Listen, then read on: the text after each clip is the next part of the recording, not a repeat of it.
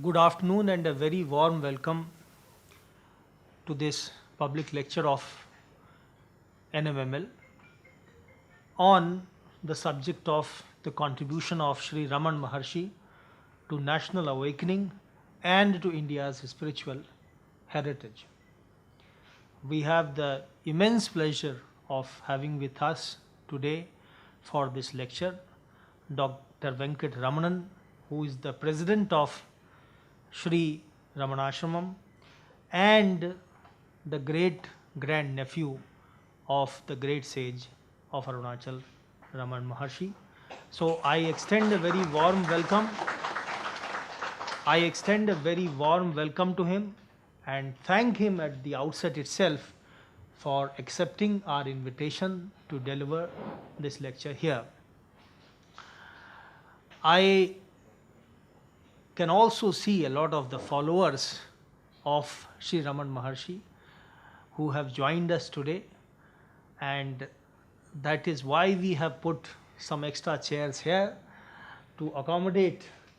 So I extend a very warm welcome to them as well. Sir. Please. And it is our immense pleasure that the Honorable Chairman of NMML Executive Council, Shri Mishra ji, has also just joined us. In fact, he was actually the inspiration behind this lecture, and when it was organized, he had told us very clearly that he will certainly join this lecture. So I extend a very warm welcome to Honorable Chairman as well. And then again, a very warm welcome to all other members of the audience. Now about the speaker, Dr. Venkat Ramanan is the president of Sri Ramanasramam, as I said earlier. He is the great grandnephew of Sri Raman Maharshi, following in the footsteps of his great grandfather, grandfather and father. He took over as the fourth president of the ashram in 2020. Dr. Venkat is a medical doctor who received his MBBS and MD degrees from the Baroda Medical College, Gujarat. He subsequently did his residency in the United States and was a successful physician in Maryland for over 25 years. He has returned to India for good with his family to serve the Maharshi's ashram and his devotees. He is the editor of the ashram publications Mountain Path and Sharanagati. The subject of today's lecture, contribution of Sri Raman Maharshi to national awakening and to India's spiritual heritage, is very important in many ways, but I will just mention one of those here, and that is that in my opinion, the national reawakening of India really probably would not have been possible without the spiritual reawakening of India, in which great sages, leaders, I would say we can start from Swami Dayananda Saraswati, who was born in 1824 and whose 200th anniversary we will be celebrating very soon. So starting with Swami Dayananda Saraswati, then Swami Vivekananda, Sri Aurobindo, and of course Ramana Maharshi, who was a Jivan Mukt, but who gave the message of Purusharth to the followers and to the country. So I would say that without this spiritual reawakening of India, probably it would have been difficult for the country to achieve the nationalist reawakening. One reason this is so, I would argue, is that the British rule in India was not simply a political rule. It was also a civilizational discourse which told this country that India is civilizationally inferior to the West, and therefore that civilizational challenge and hegemony which the West posed in this country had to be fought along with the political struggle, which of course was fought in a very big way in the 20th century. And in that, the spiritual reawakening created by people like Sri Raman Maharshi and others that I mentioned, and many others whom I cannot mention here, of course, but we produced a large number of such people at various levels who created that spiritual and nationalist reawakening. So I would urge that spiritual and nationalist reawakening should really be seen, as closely interrelated to each other, and without them, India's freedom struggle, as it was led from 1920 onward, the mass struggle by Gandhiji, would have been difficult. And one might add that Gandhiji, though he was formally not a saint, though there is that old debate, of whether he was a politician who was trying to be a saint or he was a saint who was in politics. But the reality is that building upon the foundations of the great spiritual figures of India, Gandhiji created that spiritual and moral effect upon the masses, which made that mass freedom struggle possible. So, with these few words, I once again welcome Dr. Venkat Ramanan and request him to proceed with his lecture. Thank you. Sir.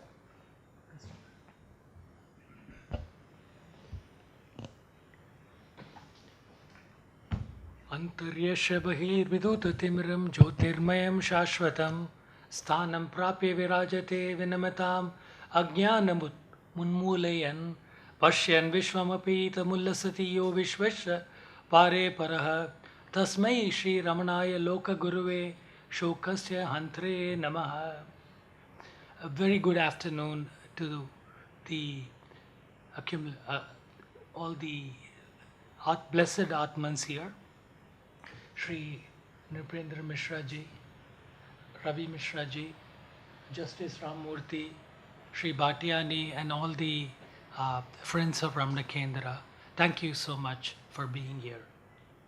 I want to thank the Nehru Memorial Museum and Library for inviting me to deliver this lecture, because this happens to be the 100th centenary anniversary of the Sri Ramanasramam formation, and that is the ashram founded by Sri Bhagavan Sri Ramana Maharshi.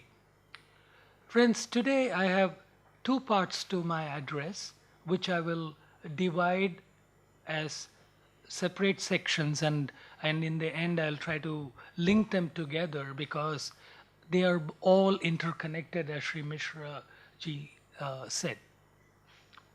The contributions of Ramana Maharshi to the national awakening and the contribution of Bhagavan Ramana to India's spiritual legacy and heritage.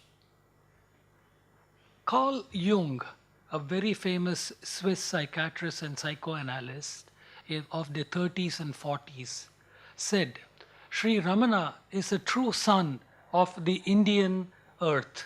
In India, he is the whitest spot in a white space. What we find in life and teachings of Sri Ramana is the purest of India. It is a chant of the millenniums. The life and teachings of Sri Ramana are not only important for the Indian but also for the Westerner. Sri Maharshi was indeed a sage without the least touch of worldliness, a saint of matchless purity, embodiment of the eternal truth in all scriptures. It is not often that a spiritual genius of the magnitude of Sri Ramana visits this earth, but when such an event occurs, the entire humanity gets benefited and a new era of hope opens before it. Devotees of Sri Ramana simply call him Bhagavan. So today I will intermingle Ramana Maharshi with Bhagavan for some moving sections which are divine indeed. Coming to the first part, his role in the national awakening. Bhagavan Ramana Maharshi came to Tiruvannamalai in 1896, following a death experience he had in his home in Madurai at the tender age of 16. In July 1896, on a hot summer day, he felt all of a sudden that he was about to die. Without asking for help, he calmly faced the imminent prospect of death.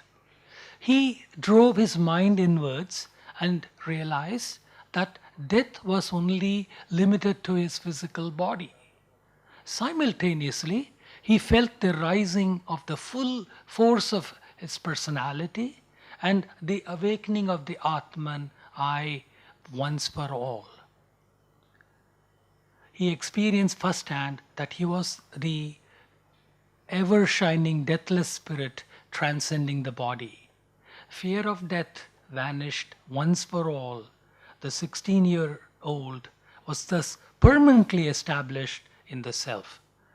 From then on, the divine Shakti of the holy hill Arunachala took over his existence.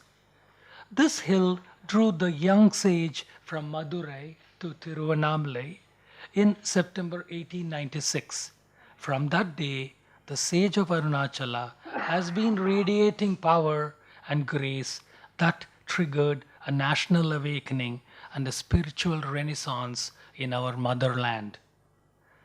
Friends, it's no coincidence that in December 1896, Swami Vivekananda began his return journey to India after delivering the soul-stirring speeches in Chicago, New York, and Oxford.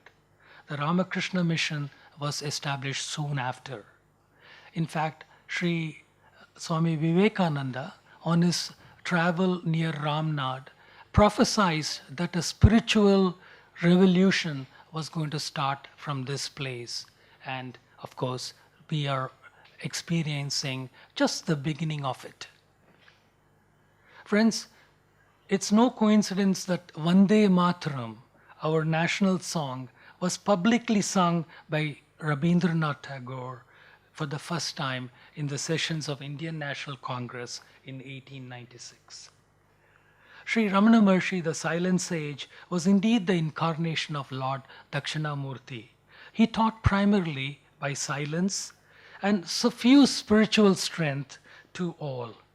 The silence that he radiated was not an idle one, but a dynamic one of tremendous potency that pulsated and energized everyone who came in contact with it.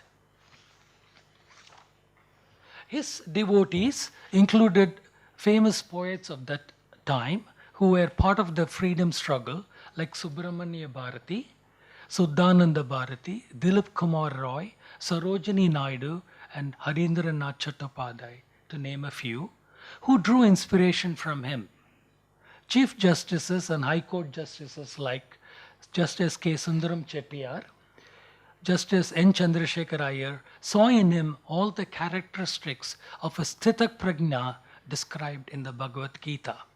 Freedom fighters like Dr. Rajendra Prasad, Sri Jamnalal Bajaj, Manu Suvedar, Dr. Melkote, Dr. O.P. Ramasamy Reddyar, all met him in person and had their doubts clarified and revived their spiritual batteries in his presence to continue the important job of getting the independence of the country.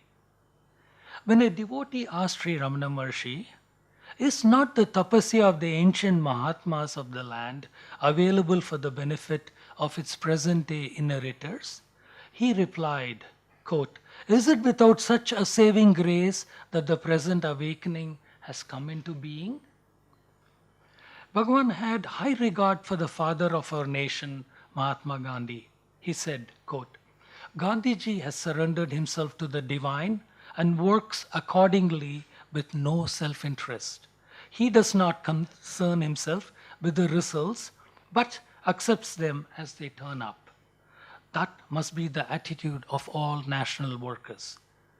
Once, a devotee read out an extract from an article that Gandhiji had written in the Harijan about a trip he took to Rajkot that explains his high spiritual state. Quote, "How mysterious are the ways of God. The just journey to Rajkot is a wonder even to me. Why am I going? Whither am I going? What for?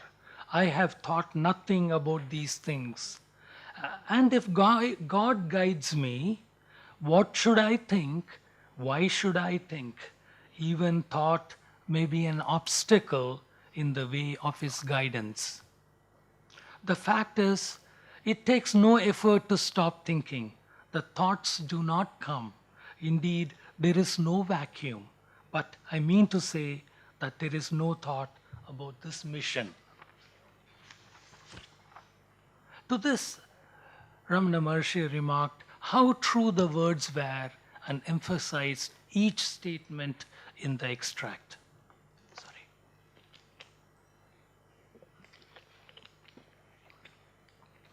Gandhiji had the highest respect for the Maharshi. Whenever someone in his circle, like Shankarlal Banker, Rajendra Prasad, or Jamnalal Bajaj, felt depressed or confused, he would tell them, go to Ramanasramam and come back after a month's stay there. Usually they came back within a week or fortnight, recovered in spirit and ready to resume their nation-building activities. When Dr. Rajendra Prasad once met him in Sabarmati Ashram, requesting some time off from the hectic life of a freedom fighter, Gandhiji said, if you want peace, go to Ramanasramam and remain there for a few days in the presence of Sri Ramana Maharshi, but without talking or asking any questions, he added. Gandhiji said, this was the instruction to Rajendra Prasad. Rajendra Prasad accordingly arrived at Sri Ramanasramam on 14th August 1938 and spent a week there in the presence of Bhagwan. And at the time of his taking leave, he said, "O Master, it was Gandhiji himself who sent me here. Is there any message that I may take to him, back to him?" To this Ramana graciously answered, Adhyatma Shakti, the primordial power of the self, is working within him, that is Gandhiji, and leading him on. That is enough. What more is necessary? The same power which works here is working there also. Where is the need for words when heart speaks to heart? End of quote. On a lighter note, Sarojini Naidu, the poetess, remarked, the two Mahans, the Maharshi who gives us peace and Mahatma who does not let us rest one moment in peace, were both working for the spiritual regeneration of India. End of quote. When a devotee came to Bhagwan, asked if he could join Gandhiji in his 21-day fast in Yarwada jail, Ramana smiled and said, it's a good sign that you have such feelings, but what can you do now? Get the strength which Gandhiji has already got by his tapasya. You will afterwards succeed. Now, this is a crucial point. Ramana was categorical that one has first to build spiritual strength enough for karma yoga to bear fruit. According to Professor Swaminathan, the former chief editor of Collected Works of Mahatma Gandhi and the great Ramana Bhakta, Providence kept these two spiritual giants away from meeting in person on purpose so that the national independence could be achieved. Ramana is the spiritual sun and Mahatma Gandhi ji was the gentle moon providing solace to the masses. As the moon would melt in the sun's presence, they were kept apart from one another by nature so that the independence could come about. Mahatma Gandhi never failed to remark Sri Ramanasramam idlis whenever he saw one. It was his way of remembering the Maharshi and his ideals on a constant basis. Friends, the national flag was meticulously made with khadi cloth in Ramanasramam on the eve of Independence Day, with Sri Ramana Maharshi drawing the Ashoka Chakra in the center of the flag and coloring it himself. The next day, there was flag hoisting in the ashram supervised by the Maharshi, and this tradition continues to this day in the ashram. So I invite any of you visiting that area to celebrate August 15th with us. Similarly, friends, many spiritual leaders who were instrumental in rejuvenating and in preserving the spiritual legacy and the heritage of Bharat, the nation, were blessed by the sage of Arunachala. Swami Chinmayananda, who met Ramana Maharshi at the age of 16, recounts of his meeting with Ramana Maharshi. Quote, "After my college days, my political work, and after my days of stay in Uttarkashi at the feet of my master Tapovanam, I knew that what I gained on the Ganges banks was that which had been given to me years before by the saint of Thiruvannamalai on that hot summer day by a mere look." Swami Tapovan Maharaj, Swami Chinmayananda's guru, was also blessed to meet Ramana Maharshi as a teenager. His words, "Maharshi was the idol of peace and silence. It is a duty of all those who admire and follow him to seek after that divine silence. The inquiry of that divine silence is nothing but the inquiry, who am I? O man, inquire and be immersed in that inner silence. Do all the work of this world to reach that goal, to attain that divine silence." Swami Rajeswarananda of Ramakrishna Mission also said, "The gospel that Bhagavan Ramana Maharshi gave unto the world is a divine legacy left to mankind to be delivered from generation to generation. It solves the problems of mankind by the dynamic emphasis on the divinity of the man. It moves all nations, all races, and the whole world to the one and the only one self." Amongst other spiritual leaders blessed to be in his presence included Swami Sivananda, Swami Chidananda of Divine Life Society, Swami Muktananda of Ganeshpuri, Swami Ramdas of Kanchangarh. Bhagavan Ramana, by inspiring such stalwarts who were engaged in national awakening by his life and his teachings, elevated them to the highest dimension of a state beyond the limitations of the human mind. This infusion of spiritual energy brought about fortitude and forbearance in these leaders in their fight against the colonizers of our Bharat Mata, resulting in the nation winning its independence from their tyranny by non-violent means. Friends, I don't think any independence, any fight has been won by non-violent means ever before.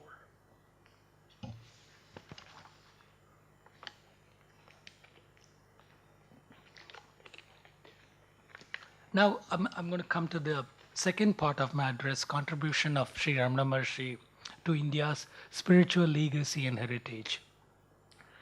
Sri Ramana Maharshi's greatest contributions to Indian legacy and heritage is the restoration and the adaptation of the ancient path of Atma Vichara or self-inquiry to the modern conditions.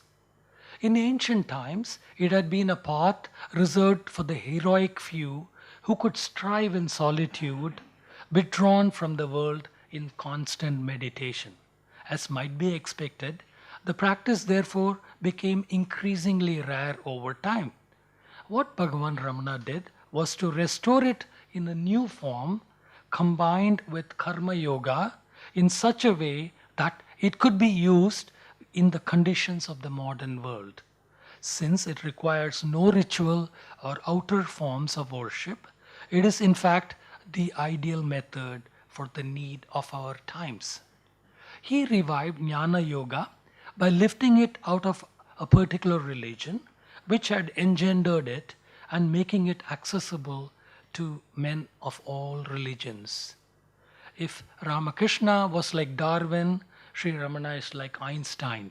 If Ramakrishna summed up and recapitulated the whole organic evolution of human spirituality, Ramana Maharshi, as like a scientific discoverer, discovered himself, explored the deeper dimensions of reality, and perfected for us the technique of self-inquiry, Atma Vichara, with which others can repeat his experiment and verify his findings by their own direct experience.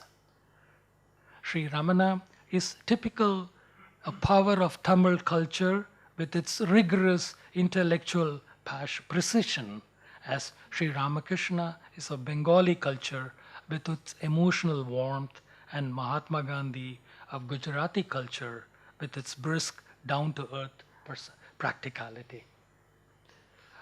The Jivan Mukta's detached presence in the world serves a very important lessons.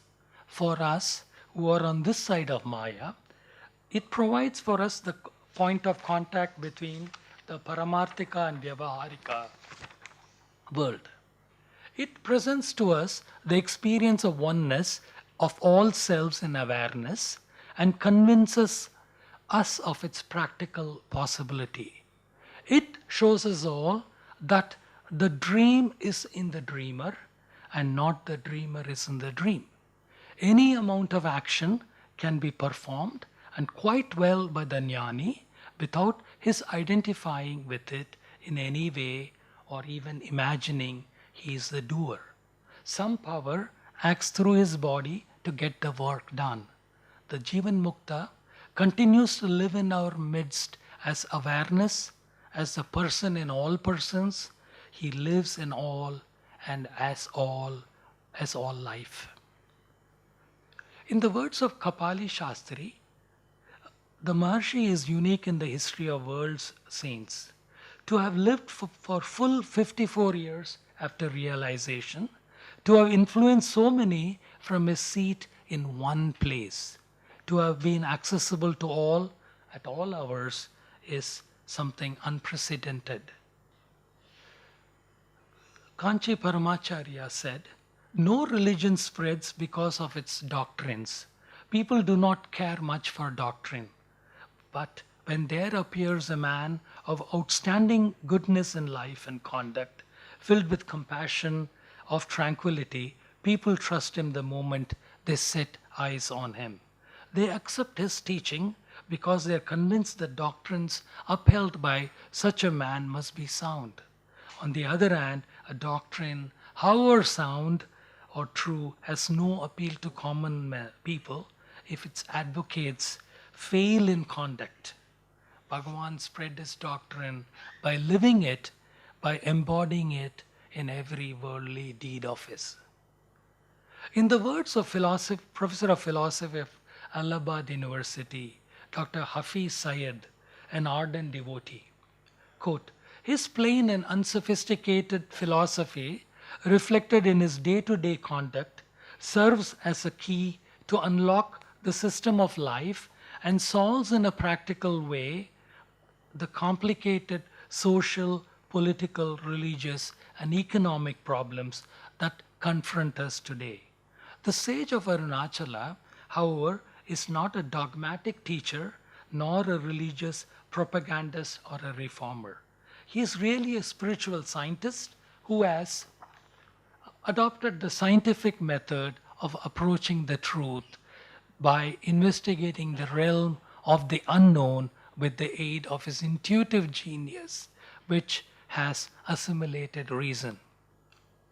Friends, a modern scientist discovers a certain truth not only for himself, but for the benefit of the whole mankind, irrespective of any race or nationality. He shares the knowledge willingly with everyone. Sri Maharshi similarly hands over his research to the world in order that the torch of spiritual enlightenment be kept burning from one generation to another.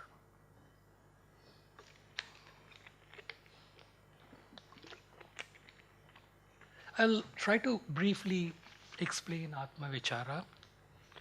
The core teaching of Vedanta is that we are all pure consciousness, Satchitananda. But because we limit ourselves by identifying ourselves with our body and mind in error, we are limited. The root cause of this error is our ego. Bhagavan taught us that ego is nothing but a bundle of thoughts, at the root of which is the I thought. In deep sleep, when we are egoless, there is bliss and harmony. Even the greatest tragedy or pain cannot touch us in that blessed state. The moment we wake up, the first thought that springs up is the I thought. From there on, for example, I will identify I'm Dr. Ramanan, flood of thoughts take over me, I'm in Delhi, I have to give a speech today, and so on. However, what is common to all these thoughts is the I thought.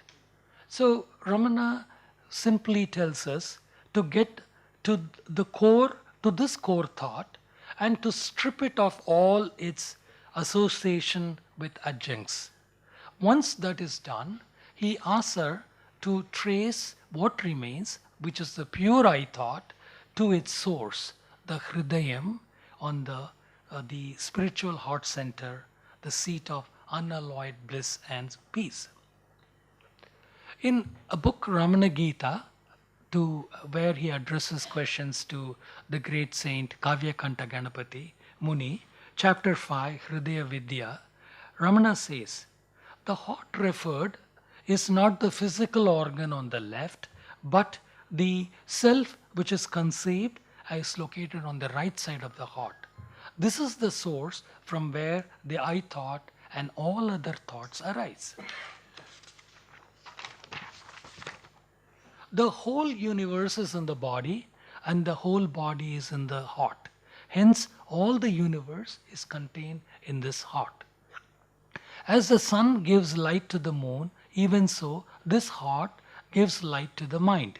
A mortal absent from the heart perceives only the mind, just as the light of the moon is perceived at night in the absence of the sun.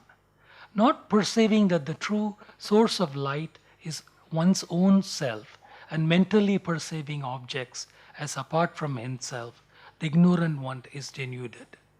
The jnani, ever present in the heart, sees the light of the mind merged in the light of the heart, like the moonlight in the daylight. The notion that the seer is different from the seen is only in the mind.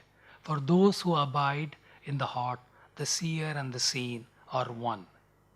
As Ramana explained to Kavyakanta, if one watches where the notion of I arises, the mind is absorbed into that. That is tapas.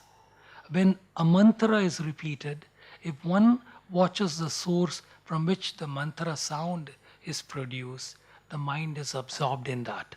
That is tapas.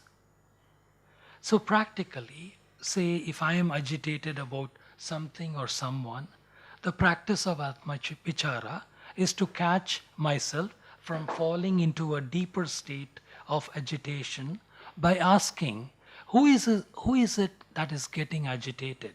Then the answer will come to me.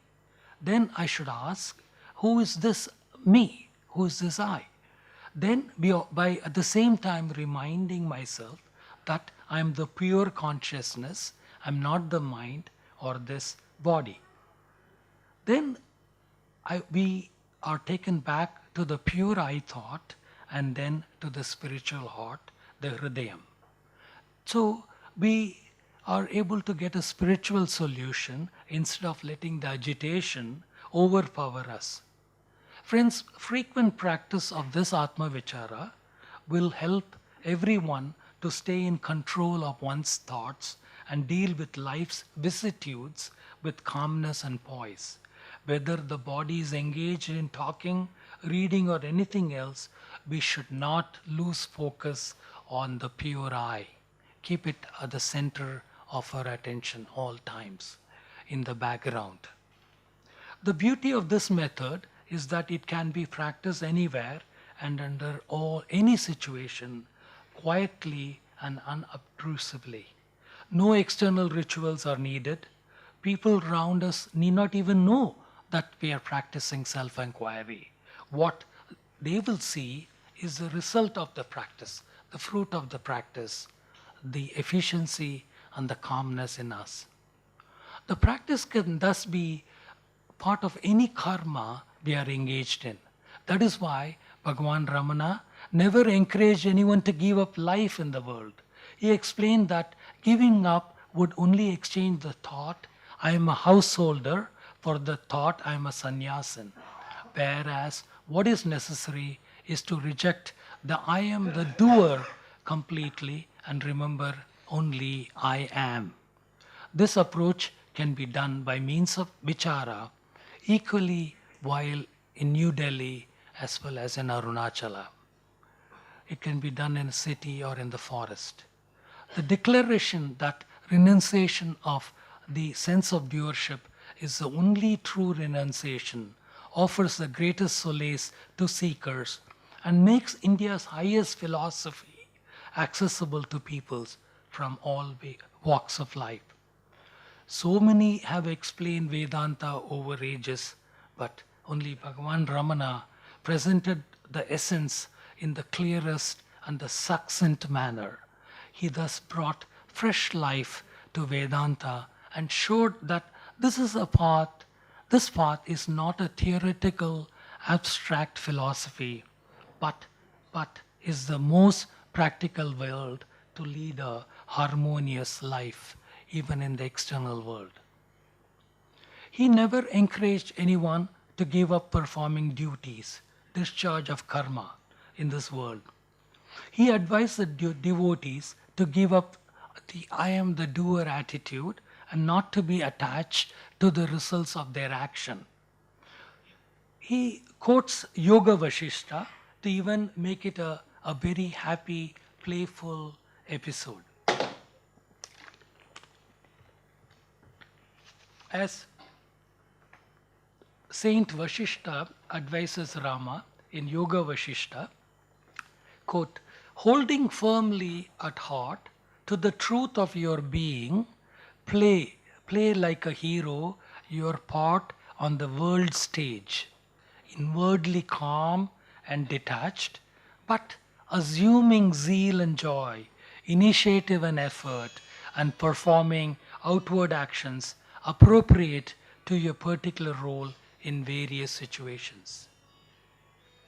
The quest for self-realization, serious mumukshutva, goes hand in hand with the performance of bold, heroic action in the world.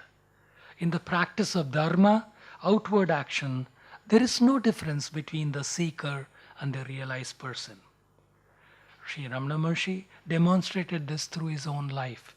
In the 54 years that he lived in Tiruvannamalai, he showed how a pure jnani can lead a normal life in the midst of people without losing sight of who he is in reality.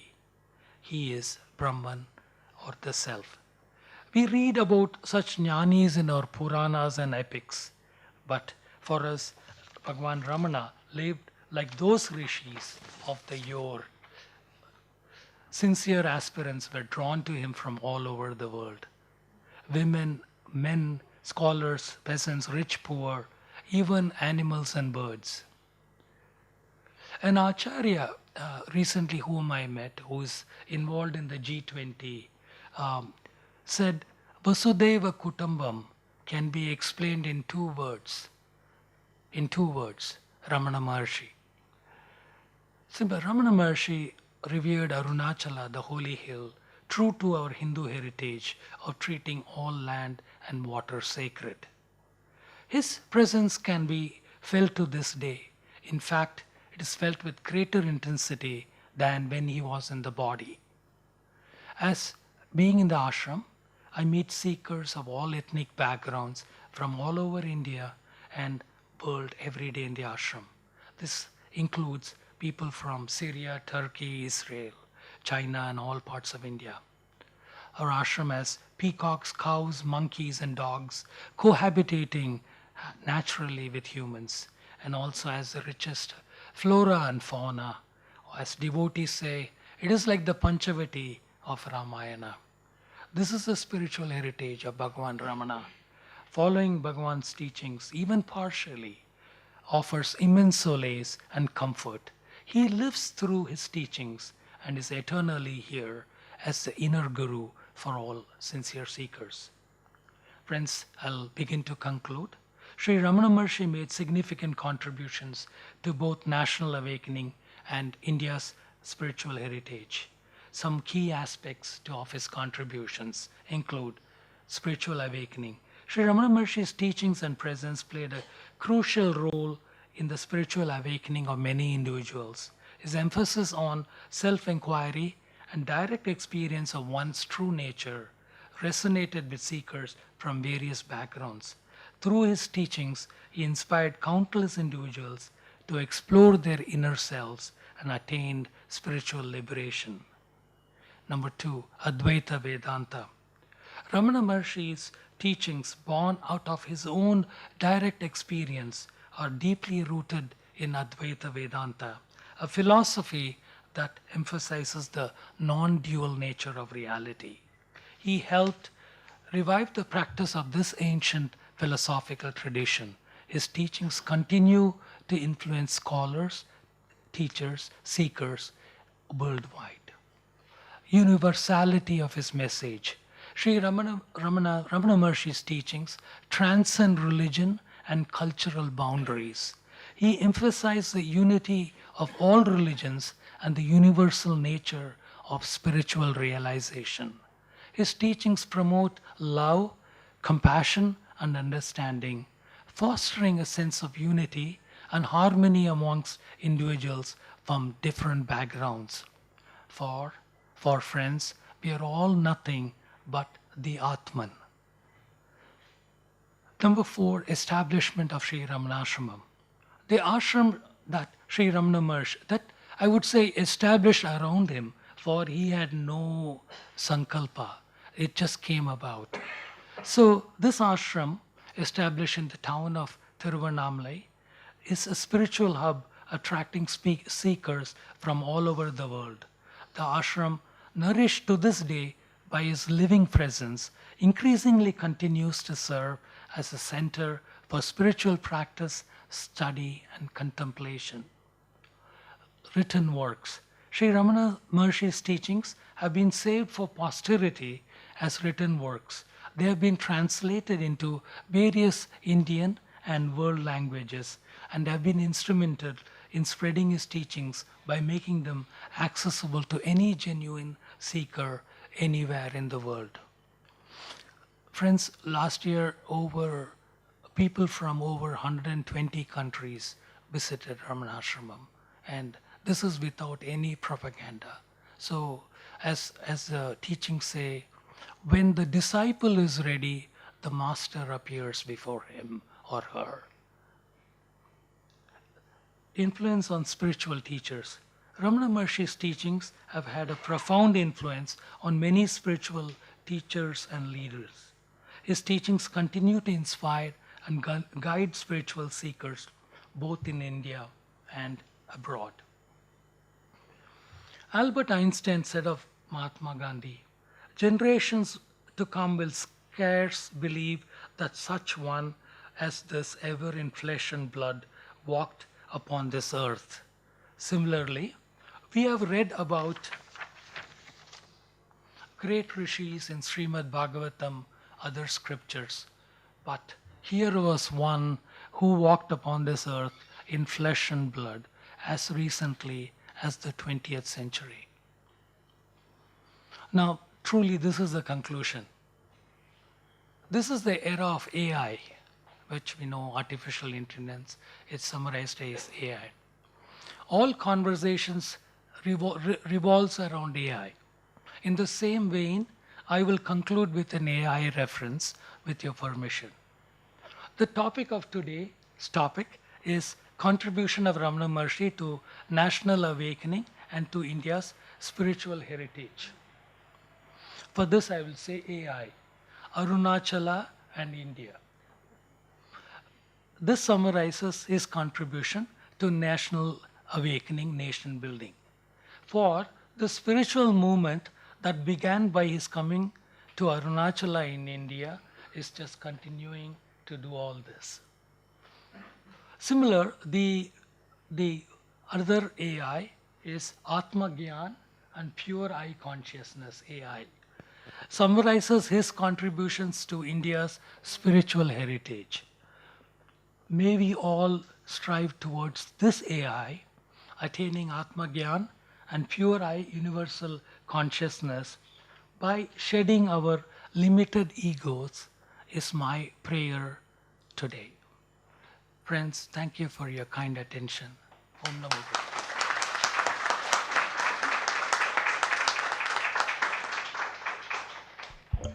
This has been such an absolutely enlightening lecture on the subject of Raman Maharshi and the connection between the national awakening and the spiritual heritage of India. I sincerely thank Dr. Venkat Ramanan for accepting our invitation and for enlightening us on this subject.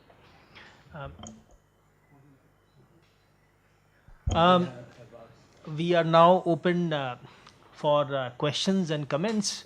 Let's try to be brief. How do you go for self-enquiry? How do you practice? So, yeah, Self-enquiry as a person, yeah. you would like to have. So, first of all, the first is to get a theoretical understanding by there's a simple booklet of 16 pages in which Ramana Maharshi, as a young sage of 21 years, explained the core of the teachings. So we can start with the theoretical understanding. So coming to the whole thing, the theory is very simple and abstract, but the practice is what is important. The whole emphasis is on practice. So as I explained in the talk, is to kill the thoughts. First the killing of the ego, the mano nasha is the most important thing. And by killing the manas, we don't become a blank, we don't become an unintelligent person. In fact, we become a supra-intelligent person, because it's the mind which is the bundle of thoughts which is constantly talking in the back that prevents us from doing any activity in the full force. So what Ramana Maharshi says is, but initially it will appear like it's too much work, but whenever a thought comes, instead of giving it life and idea, you have to say suppose 5 o'clock I have to catch a bus will go, then next bus comes at 5:30, something like that. The next thing there'll be 100 thoughts leading to the thing. Kill it at the first thought by saying, to whom is this thought coming? And then then it'll but it's not to keep on answering, but it's to say that will refocus you away from the thought on your pure eye, the Atman, in the background. So by reducing the number of thoughts, there's, only Westerners can do. So one person counted that there are random 42,000 thoughts in a day. I don't know how they did it. But even if you reduce it to say 20,000, imagine how fresh would you feel. So half your activities you would have done without your thought being in the background. It's in this room I'm answering to you. If everybody speaks, you can't hear what I'm clearly saying. But by reducing the number of background thoughts, you're very clear. And then you can do the thought, your action goes on. At the same time, by reducing the thoughts, the ego gets weaker and weaker. So once the ego gets weaker, what is there? We all are nothing but the Atman. The same Atman is there. The spark of divinity is in all of us. So, but what the thoughts are doing is, it is covering us by taking us away from our pure Atman. So what Ramana says is, instead of an external journey, this is an internal journey. So you're going towards Atman. And then he says other things also help. Like if you do karma without expecting results, it will also lead you further on this path.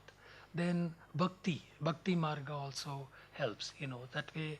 But the beauty of bhakti marga is, in again, see, when you are in a temple, when you are, or wherever, any place of worship, instead of thinking about, oh, the weather is bad, this, you're thinking of that divine thing.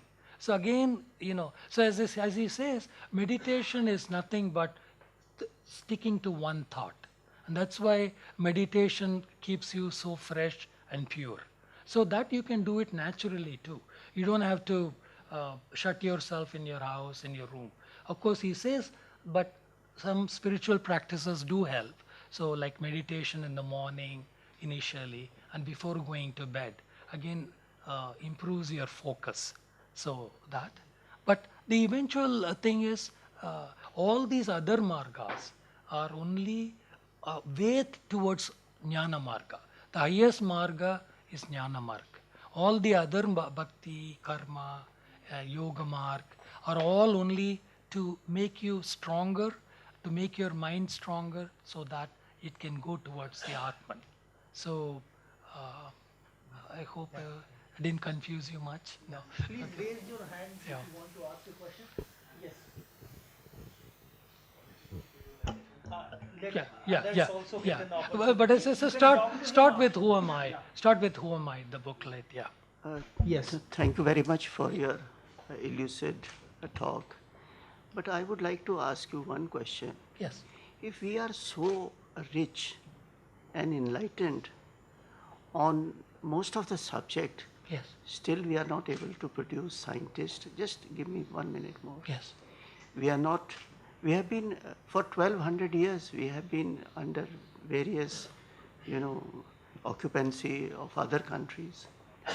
And we are still not able to get to the top of the world. Even if you think we are so rich, why we are not, rising? Yeah, understood. Yeah. That I left India in 1994 and I'm back here. This is not the India I left.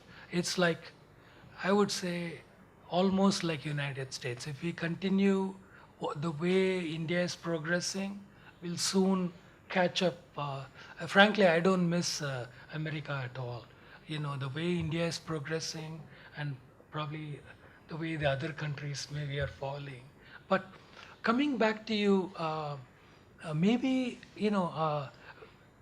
I'm not a political scientist, but the colonizing effect is more here. Because if I'll give you a simple example. In America, I was a physician. 15%, Indians are 2% of the population, but 15% of all physicians. And in fact, if the hospitals will shut down if Indians don't show up, surgeries won't happen or research won't happen in many places. Our children or the next generation are all phenomenal scientists, entrepreneurs over there. I think I would argue that because we lost our spiritual strength, our backbone, we are not proud, and I think we're not confident in the experiments. We're not confident. I think it's only a question of time, sir, that science and all are going to come back to India. Because without spiritual strength, as they say, in sports, they say, don't play to your opponent's strength, play to your strength. So I think it's time we went back to our spiritual strength, and by that we will reawaken our scientific. Because I went to America and I did reasonably well. I know that. I don't think America did anything. I think it is all my teachers here and everybody, all our schoolmates, and they all encourage us to grow. And so we don't realize it, because I think it's too many intelligent people in one place. I think that we drag each other down. So I think But I think it's only a question of time before we start seeing. That's the most original explanation one might have heard, Thank you. Yeah, other questions, please. I was, yeah, I'm glad that you come here and, given a brief about, Ramana Maharshi and this thing. But I was in Ramanasram. We were a group of about 8 people. We went in December, and thanks to you, we got the accommodation at the ashram. Thank you. And I must say that, there is a divinity about the place. Yes. And also the entire complex, which has various activities, Ramana's teachings, the evening somebody talks about his writings, and there's in both in English and Tamil, and also the library, where the 1 week that I stayed there, I read the book of Paul Brunton, Yes. who was very close to Ramana Maharshi at the time, and he had written it in a beautiful way, and I explained about the features of Ramana Maharshi, and then you can see the feel of it, and finish the book, that 1 week there, and also the parikrama, is Yes. very. It gives the divinity to us, and we have to get involved, more. And somebody says, we're all in the materialistic world, and to get to spiritual thing, it will take time, and slowly when you get involved, you read books, it happens. So that's what I want to assure other people. Yeah. Thank you. Thank you so much. Other questions? Somebody else. Yes, please. Please use the mic. Thank you. I'm Bhupinder from IIT Delhi, and I just want to make a comment that for young students, his teachings make a lot of sense, and making these teachings available by itself is very satisfying. So I just want to simply make that comment that even today, his teachings are relevant to young people, not just to people who are thinking of seeking spiritual guidance or attainment towards the later part of their lives. Thank you. Thank you.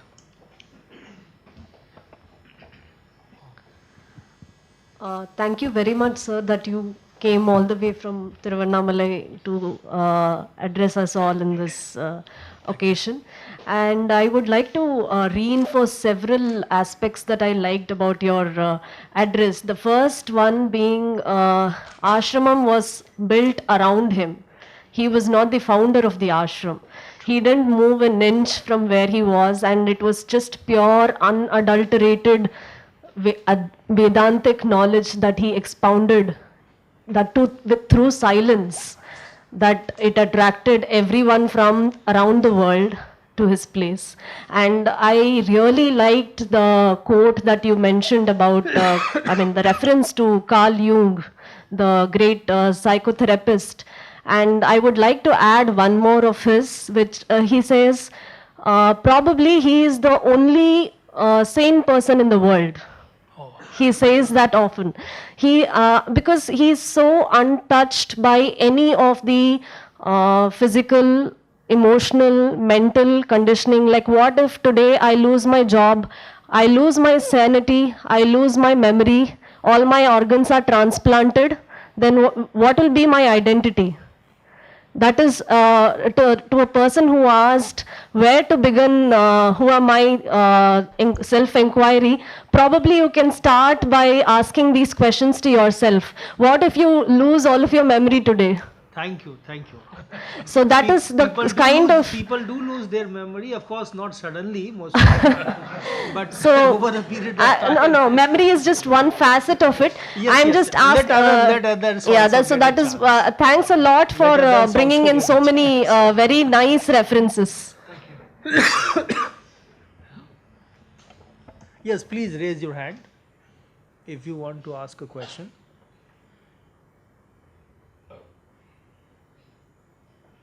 All right. So we'll wait for the questions from the audience. A couple of things of my own. I'm really delighted that you have built upon this connection between the spiritual heritage and awakening of India on the one hand, and the nationalist or national awakening, because as I said at the beginning, there is of course a deep connection between the two. And as I had just alluded to in the beginning, that Gandhi sort of built upon the spiritual foundations of the awakening, which was done by the great masters, and brought it to the masses. So I'm delighted. Of course, people who have studied Gandhi well, or who know about Raman Maharshi well, are aware of the deep connection between the two. And as you rightly said, there was a purpose of destiny because of which probably the two never met, because their margas were different.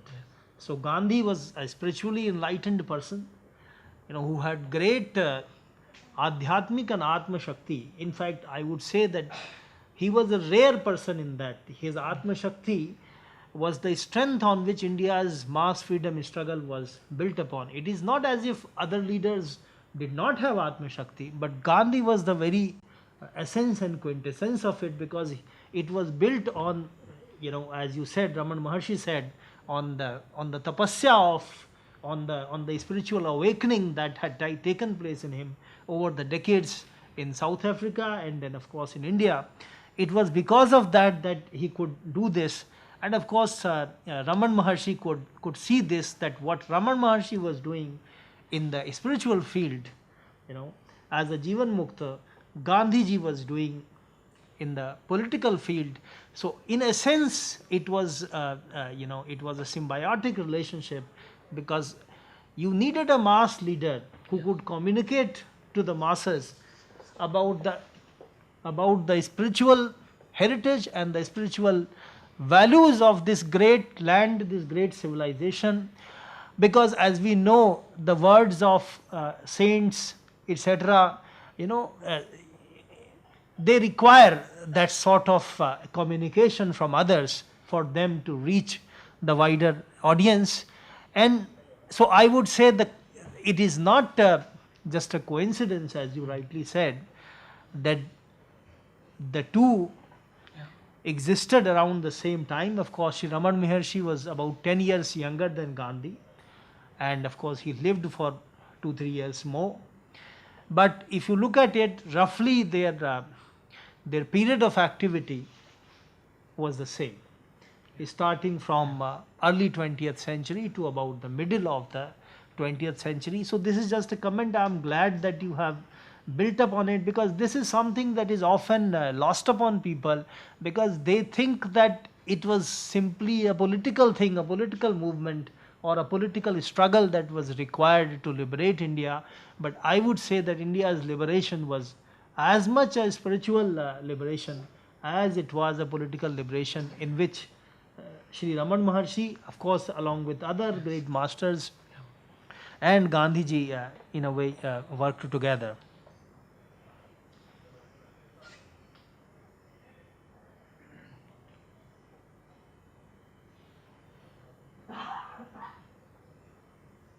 And this, what Raman Maharshi said, that Karma Yoga is actually not possible without first building spiritual strength. Yes. This, I would say, was best exemplified by the life of Gandhi, though many other people, including Tilak, had, they had walked on the same path. But Gandhi, of all the others, he was able to do it because, as you rightly said, according to Sri Raman Maharshi, it was, while the Jnana Yoga is the apex of it all the other yogas, the Bhakti Yoga and the Karma Yoga, are in a way equally required. Would you like to elaborate or say anything? Yeah, it's, yeah.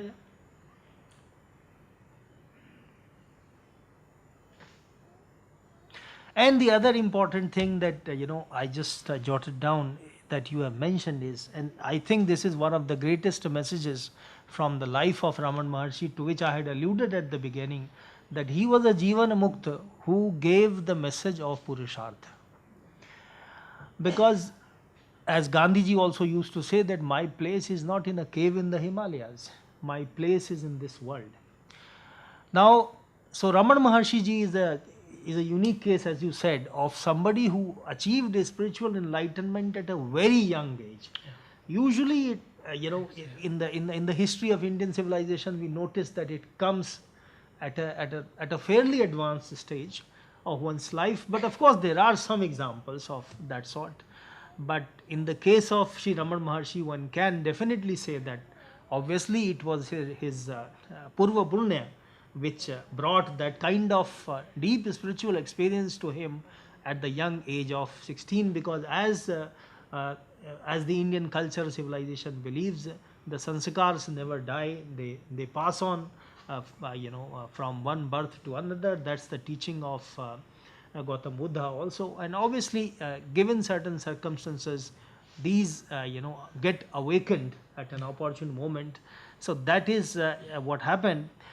And the last important thing which I can see from from your conversation, which I can conclude, is that a pure Gyan Yogi, therefore, somebody who has achieved the real Gyan, always connects to the world, remains connected to the world, and tries to make the world better.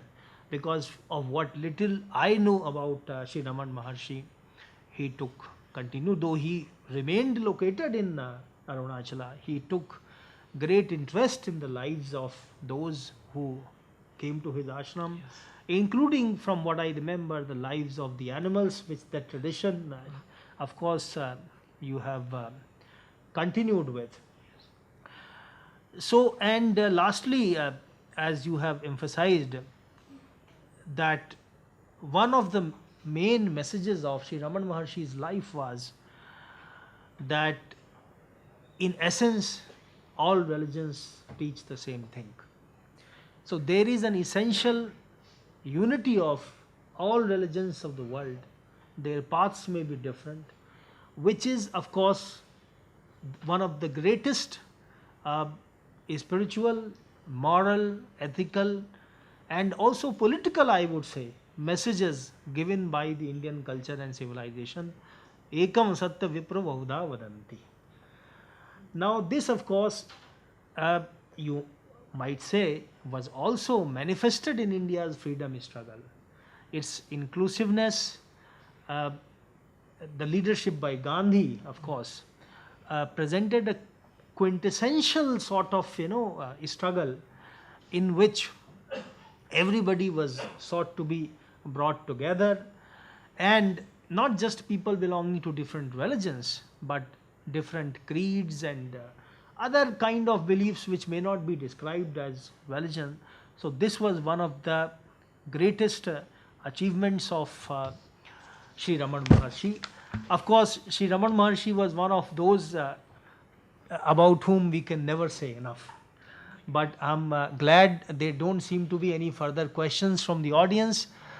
Yeah, I'll just come for the simple reason that you have spoken so well, both as a great grand nephew of Sri Ramana Maharshi and as somebody who has decided to dedicate his life to perpetuating and disseminating his memory. So all, or if not all, most of the questions that people may have had have already been answered. So on this note, I think if somebody still has a question, we have tea, and we can, of course, I'm sure you are going to be here with us, and this is the discussion that is never ending. So obviously we will continue the discussion over a cup of tea. But on this note, I would once again like to thank Dr. Venkat S. Ramanan for accepting our invitation and delivering this absolutely enlightening lecture. And I also thank all followers of Sri Ramana Maharshi for joining us today, and all other members, distinguished members, and all others of the audience for being with us today. And now I would also like to invite everyone for a cup of tea just outside. Thank you. Thank you.